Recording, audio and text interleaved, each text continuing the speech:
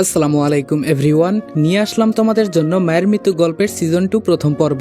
আর season 2 এতটা late করে আনার জন্য অনেক অনেক সরি। আসলে সারাদিন রোজা থেকে শরীর অনেকটা ক্লান্ত হয়ে যায়, যার কারণে সবগুলো কাজ ঠিকমতো করতে পারি না। আর তোমরা তো জানো সাজিদ অনেকটা অসুস্থ ছিল, তবে সে এখন অনেকটাই ভালো। যদিও সিজন 2 কাজ এখনো পুরোপুরি শেষ হয়নি, তবুও তোমাদের এত এত রিকোয়েস্টের কারণে লেখা শেষ না হওয়ার পরেও আমরা গল্পটা স্টার্ট করতে যাচ্ছি। তো গল্প চলাকালীন মাঝখানে যদি 2-1 দিন লেট হয় তাহলে অবশ্যই তোমরা সেইটা ক্ষমার দৃষ্টিতে দেখবা। আর ভিডিওটা যদি ইউটিউব চ্যানেল থেকে দেখে থাকো চ্যানেলটা সাবস্ক্রাইব করে দিবা, আর যদি ফেসবুক পেজ থেকে দেখে থাকো তাহলে অবশ্যই পেজটা ফলো করে দিবা। তো চলো বেশি কথা না বলে গল্প শুরু করা যাক। নিজের মাকে খুন করার অপরাধে 2 বছর যাবৎ জেলে আমি। নিজের সৎ বাবা আর আমার আপন চাচাতো বোন মায়া, যাকে আমি নিজের জীবনের থেকেও বেশি ভালোবাসতাম, তারা নিজেদের পরকীয়া প্রেমের দোষ ঢাকতে আমার চোখের সামনে আমার আম্মুকে খুন করে, আর সেই খুনের মিথ্যে অভিযোগটা দেয় আমার উপর। এখন আমি হাজারো বললে কেউ বিশ্বাস করবে না আমার কথা, কারণ এই সমাজের চোখে আমি এখন অপরাধী। এখন আমি হাজার বললেও কেউ বিশ্বাস করবে না আমি আমার আম্মুকে খুন করিনি। আপনারা হয়তো ভাবছেন আমি পরীর রাজ্য থেকে আবার জেলে কেন আসলাম, আপনারা হয়তো কিছুই বুঝতে পারতেছেন না। তো চলুন ফ্ল্যাশব্যাক থেকে ঘুরে আসি। যখন আমি পরীর রাজ্য থেকে মানব জগতে ফিরে আসলাম, আমার নামে যে মিথ্যে অভিযোগ দিয়েছিল সেটার কারণে আমাকে জেলে আটক করা হয়। আমার কোনো কিছু করারও ছিল না, কারণ আমি নিজেকে প্রমাণ করার মতো এমন কোনো কিছুই আমি ব্যবস্থা করতে পারিনি। এই সমাজের সবচাইতে বড় সত্য হলো প্রমাণ ছাড়া কোনো কিছুই করা যায় না। যদি আমি প্রমাণ দিতে পারি তবেই আমাকে জেল থেকে মুক্ত করা হবে। তবে যখন পরীদেরকে নিয়ন্ত্রণ করার জন্য যে বইটা আমার বুকের মাঝে সিল করা হয়েছিল, ওই বইটাও আমার কাছ থেকে আমি মুক্ত করে দেই, কারণ আমি আর কখনো সেই পরীর রাজ্যে যেতে চাই না। আর এই বইটা হয়তো অন্য কেউ খারাপ কাজে লাগাতে পারে, অথবা পরীদেরকে নিয়ন্ত্রণ করতে চাইবে, আমি সেটা কখনোই আর চাইবো না। অন্যদিকে যে রিয়াকে আমি এতটা ভালোবেসেছিলাম সেও আমাকে ভুল বুঝেছে, আমাকে কতই না আঘাত করেছে। এখন আমি একটি অন্ধকার জেলে, এই জেলে আমাকে কেউ দেখতে আসে না। তবে সপ্তাহে একদিন মেঘলা নামের একটি মেয়ে আমাকে দেখতে আসে। জানি না কেন আমার প্রতি ওই মেয়েটার এত মায়া। আজকে শুক্রবার, আজকেও আশা করি আসবে। কথাগুলো ভাবছি, হঠাৎ করে জেলার সাহেব বলে উঠল, এই রনি, তোর সাথে কথা বলতে একজন এসেছে। তখন আর আমার বুঝতে বাকি রইল না মেঘলা এসেছে। আমাকে উদ্দেশ্য করে মেঘলা বলল, রনি তুমি কেমন আছো? আমি বললাম আলহামদুলিল্লাহ ভালো আছি, আপনি কেমন আছেন? মেঘলা বলল, আমিও ভালো আছি, আর হ্যাঁ তোমার জন্য খুশির সংবাদ রয়েছে। আমি বললাম, আমার জন্য আবার খুশির সংবাদ? যার কপালটাই হচ্ছে পোড়া তার আবার কিসের খুশি? মেঘলা বলল, খুব তাড়াতাড়ি তোমার জামিন হবে। আপনারা হয়তো ভাবছেন এই মেঘলাটা কে, তাহলে শুনেন। এই জেলে যখন আমাকে রাখা হয়েছে, আমাকে তো দেখার মতো কেউ আসতো না। এই দুনিয়াতে আমি ব্যতীত আমার কেউ ছিল না। অচেনা একটি মেয়ে একদিন আমার রুমের পাশ দিয়ে হেঁটে যাচ্ছিল, কিন্তু আমাকে দেখে হঠাৎ করে থমকে গেল। অনেকক্ষণ চোখ বড় বড় করে আমার দিকে তাকিয়ে আছে। জানি না কেন আমার দিকে তাকিয়ে আছে। আমি যখনই একটু সরে যাব তখনই মেয়েটা বলে উঠল, রেদওয়ান ভাইয়া তুই এখানে? মেয়েটির কথা শুনে আমি তো অবাক হয়ে আছি, কাকে এই কথাটা বলছে, আর কেই বা রেদওয়ান? আমি বললাম, এই যে আপনি কাকে বলছেন? মেয়েটি অশ্রুমাখা চোখে কান্নার স্বরে আমাকে বলল, ভাই তুই আমাকে চিনতে পারছিস না? আমি তোর বোন। একটা ভুলের কারণে তুই আমাদের সবাইকে এভাবে ছেড়ে চলে যাবি? মানলাম বাবা মা ভুল করেছে, তাই বলে কি আমাকেও তুই পর করে দিবি? আমরা কি তোর কেউ না? আর তুই এই জেলেই বা কি করতেছিস? তুই কি অপরাধ করেছিস ভাই? আমি তো মেয়েটির কথার কোনো আগামাথাই বুঝলাম না, সব যেন আমার মাথার উপর দিয়ে যাচ্ছে। কে ভাই? কাকেই বা ভাই বলে ডাকতেছে? আমার তো কোনো বোন নেই, আর তাছাড়া আমাকেই বা রেদওয়ান বলে ডাকলো কেন? আমি তখন বললাম, এই যে ম্যাডাম, আপনার কোথাও ভুল হচ্ছে, আমি রেদওয়ান না, আমি হচ্ছি রনি। আমি যখন ওই রনি বললাম, মেয়েটির সাথে সাথে আমার দিকে আরো বড় বড় চোখ করে তাকিয়ে আছে। জানি না মেয়েটির মনে কি চলতেছে, কেনই বা এভাবে আমার দিকে তাকিয়ে আছে। তখন আবার আমাকে উদ্দেশ্য করে বলল, মানলাম তোর রাগ অভিমানটা একটু বেশি, তাই বলে কি তুই আমাকেও না চেনার ভান ধরবি? আমি বললাম, আরে ম্যাডাম কি সব আবল তাবল বলছেন? আমি আপনার কোনো ভাই না, আর আমার এই পৃথিবীতে কেউ নেই। আমি ভেতরের দিকে চলে গেলাম। মেয়েটি মনে মনে ভাবছে রেদওয়ানের কি হলো, একটা ভুল বোঝাবুঝির কারণে আজকেও আমাকে বোন বলে অস্বীকার করলো। তখন সেইখানে থাকা উকিলগুলো বলল, ম্যাডাম চলেন, আপনার কোর্টে বসার সময় হয়ে গেছে। এতক্ষণে হয়তোবা আপনারা বুঝতে পেরেছেন, মেয়েটি হচ্ছে জর্জ, নাম হলো মেঘলা চৌধুরী। তারপর মেঘলা কোর্টে গিয়ে তার সমস্ত কাজ শেষ করে আমার বিষয়ে ঘাটাঘাটি শুরু করলো। আমাকে জেলে কেন রাখা হয়েছে, আমার দোষটা কি? মেঘলা মনে মনে ভাবছে আমার ভাইকে কেন জেলে আনা হয়েছে, যে করেই হোক আমার ভাইকে মুক্ত করতে হবে। মেঘলা তো জানে না ও হচ্ছে রনি। অনেকক্ষণ ঘাটাঘাটি করে একটা ফাইল দেখতে পেল, সেখানে হুবহু রেদওয়ানের ছবি দেখতে পেয়ে ফাইলটা খুলল, কিন্তু সেখানে নাম দেওয়া আছে রনি। রনি নামটা দেখে মেঘলা একটু অবাক হলো। রেদওয়ানের জায়গায় রনি কেন দেওয়া, এই বিষয়টা মেঘলাকে অনেকটা চিন্তিত করে তুলল। ফাইলটা আরো ভালো করে পড়তে থাকলো।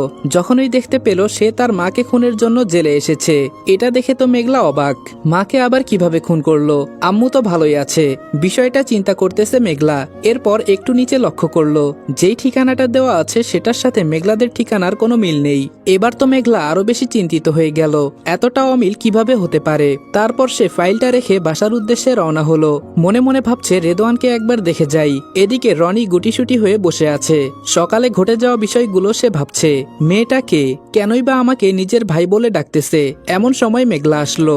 রনিকে উদ্দেশ্য করে বলল, রেদওয়ান ভাই আমার, তুই কোনো চিন্তা করিস না, তোকে আমি খুশির সংবাদ দিব। এর আগে আমি তোর সামনে আসবো না, এই আমি কথা দিয়ে গেলাম। কথাটা বলেই মেঘলা সেখান থেকে চলে গেল। রনি যে কিছু বলে উঠবে সেটারও অপেক্ষা করলো না। মেঘলা ম্যাডাম মাঝে মাঝে আমাকে দেখতে আসতো, কিন্তু আমি দেখে ওঠার আগে উনি সেখান থেকে চলে যেত। যখন থেকে মেঘলা ম্যাডাম আমার খেয়াল রাখা শুরু করেছে, জেলে আমার কোনো কিছুর কমতি হয়নি। মনে হয়েছে নিজের বাড়িতেই আছি। আমার খাওয়া দাওয়া থেকে শুরু করে সবকিছু মেঘলা ম্যাডাম করেছে। এসব কিছু দেখে নিজের মনকে বোঝালাম, এমন একটা বোন যদি আমার হতো তাহলে হয়তো আমার জীবনটা আরো অনেক সুখের হতো। কারণ যার এই দুনিয়াতে কেউ নেই সেই বুঝে না থাকার মূল্য। দীর্ঘ অনেক দিন কেটে যাওয়ার পর আজকের সেই দিন মেঘলা ম্যাডাম আবার এসেছে আর আমাকে বলছে তোমার জন্য খুশির সংবাদ। আমি বললাম আমার আবার কিসের খুশির সংবাদ, তবে মনে মনে একটু আন্দাজ করতে পেরেছি আমার জন্য অনেক বড় কিছু একটা রেখেছে। কারণ যেই দিন থেকে উনি আমার জীবনে এসেছে সেদিন থেকে আমাকে কষ্ট পেতে দেয়নি। কিন্তু আবার মনে মনে ভাবছি আমি যে ওনার ভাই না, এটা ওনাকে বলা দরকার ছিল, কিন্তু উনি তো কিছুতেই বিশ্বাস করছে না। আপনারা হয়তো রেদওয়ানের কথা ভাবছেন, এই রেদওয়ানটা আবার কে? রেদওয়ান হলো মেঘলার ভাই। রেদওয়ানের বিষয়ে আপনারা পরবর্তী পর্বগুলোতে আস্তে আস্তে বুঝতে পারবেন এবং জানতেও পারবেন। গল্পের পরবর্তী অংশটুকু আরো অনেক বেশি ইন্টারেস্টিং। তো চলেন আবার গল্পে ফিরে যাই।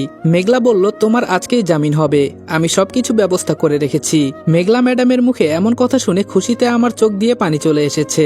আমি মেঘলা ম্যাডামকে বললাম, ম্যাডাম বিশ্বাস করেন আমি আমার মাকে খুন করিনি। সন্তান কি কখনো পারে নিজের মাকে খুন করতে? আমি কখনোই পারবো না আমার মাকে আঘাত করতে। আমার মাই ছিল আমার পৃথিবী। এই পৃথিবীতে আমার মা ছাড়া আমার আপন কেউ নেই। তাহলে বলেন আমার মাকে আমি কিভাবে খুন করি? এই কথা আমি এই দুনিয়ার কাউকে বোঝাতে পারিনি। আমি জানি না আপনি আমাকে কেন হেল্প করলেন, এটাও জানি না আপনি আমাকে কেনই বা ভাই ডাকছেন। তবে এতটুকু জানি আপনি আমার জন্য যেটা করেছেন আমি সেটার জন্য সারা জীবন আপনার প্রতি কৃতজ্ঞ থাকব। মেঘলা বলল, হয়েছে হয়েছে, আর বলতে হবে না। আমি তোর বোন, তোর জন্য যেটা ভালো হবে সেটা আমি করবই।